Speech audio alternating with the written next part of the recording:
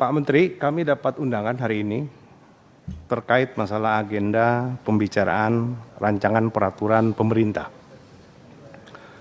terkait masalah Undang-Undang ASN. Kita ketahui bersama rapat paripurna telah mengesahkan Undang-Undang ASN ini pada 3 Oktober 2023 lalu dan kemudian diundangkan menjadi Undang-Undang Nomor 20 tentang aparatur sipil negara pada 31 Oktober lalu, di mana di pasal 68 itu menyatakan bahwa peraturan pelaksana dari undang-undang ini harus ditetapkan paling lama 6 bulan terhitung sejak undang-undang ini diundangkan. Berarti kurang lebihnya nanti di angka ataupun di bulan April 2024. DIM yang kita bahas lebih dari 600 DIM. Hari ini kita melakukan raker dalam rangka penyusunan pembicaraan rancangan peraturan undang-undang yang menurut hemat saya nggak mungkin selesai hari ini. Karena begitu banyaknya permasalahan yang pelik dan konflik, di mana niat dari undang-undang ini adalah menyelesaikan masalah tanpa masalah.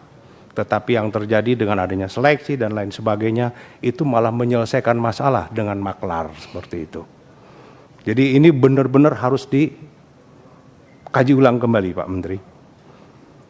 Dalam pembentukan aturan turunan Undang-Undang ASN ini, kami juga memberikan beberapa catatan, contoh seperti di slide 8, walaupun di sini Pak Menteri membuat timeline peraturan pelaksanaan undang-undang hingga target 31 April, harapan kami ini dapat direalisasikan sesuai rencana Pak Menteri. Namun kita juga perlu mengingat Pak Menteri, adanya partisipasi masyarakat atau dengan artian meaningful participation, sebagaimana yang diatur diamanatkan oleh Undang-Undang Pembentukan Peraturan Perundang-undangan Pak Menteri, yaitu di dalam pasal 4 dan pasal 96. Jadi kalau tadi kawan-kawan berbicara sosialisasi, sebetulnya di situ mengingatkan untuk mengakomodir partisipasi masyarakat, karena itu diatur oleh Undang-Undang Pak Menteri. Yang berikut mungkin, saya juga agak sedikit bingung juga kalau datanya memang berubah-berubah, di mana di sini ada instansi yang telah menyampaikan surat pernyataan SPTJM, kalau memang tidak berarti kan bertambah. Semua nanti akan berbicara tentang masalah anggaran.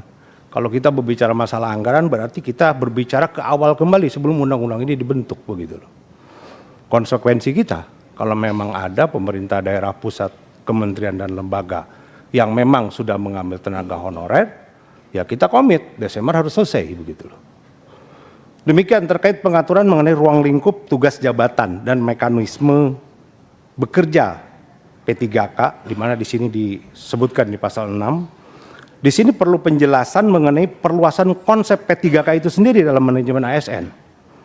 Bagaimana yang dipaparkan di pasal 11 atau di halaman 11, kami perlu mengingatkan Pak Menteri terkait masalah pembahasan RUU ASN yang terdapat usulan klasifikasi P3K paruh waktu dan P3K penuh waktu. Ini sejauh mana pengaturan mengenai hal ini begitu Pak Menteri. Karena kita belum melihat aturan main ini di sini. Terkait penataan tenaga non-ASN Pak Menteri, sebagaimana yang diatur dalam pasal 66, bahwa pegawai non-ASN atau nama lainnya wajib diselesaikan penataannya paling lambat Desember 2024. Dan sejak undang-undang ini mulai berlaku, instansi pemerintah dilarang mengangkat pegawai non-ASN atau nama lainnya selain pegawai ASN. Pengaturan ini tentunya diharapkan dapat menyelesaikan persoalan tenaga honorer yang selama ini masih terkatung-katung dan tidak jelas penyelesaiannya. Namun demikian dalam paparan 25 kami melihat yang tadi Pak Menteri sampaikan, bahwa penataan tenaga honorer akan dilakukan secara bertahap berdasarkan data validasi dan hasil seleksi. Validasi dan hasil seleksi ini tentunya perlu penjelasan secara komprehensif mengenai mekanisme dan tujuan dilakukannya validasi dan seleksi ini. Mengingat tenaga honorer ASN ini kan sudah bekerja cukup lama Pak Menteri, sehingga nampaknya tidak perlu lagi dites. Di sini justru membuka peluang Pak Menteri, niatnya menyelesaikan tenaga honorer malah membuat masalah baru. membuka peluang adanya maklar untuk ASN.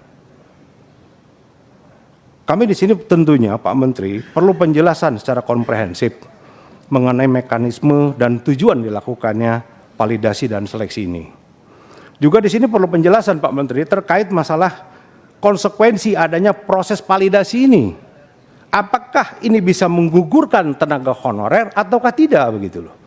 Ini kan mereka sudah mengabdi bertahun-tahun Pak Menteri. Kalau ternyata hasil validasinya tidak masuk, apa mereka gugur begitu loh. Nah ini saya pikir perlu penjelasan lebih komprehensif Pak Menteri. Kami berharap Pak Menteri tentunya memiliki integritas, memiliki hal yang baik, apalagi di sini Kementerian Reformasi dan Birokrasi, tapi di satu sisi dengan adanya aturan ini jangan sampai membuka peluang adanya sesuatu yang dipermainkan. Seperti itu Pak Menteri. Demikian mungkin pimpinan. Terima kasih.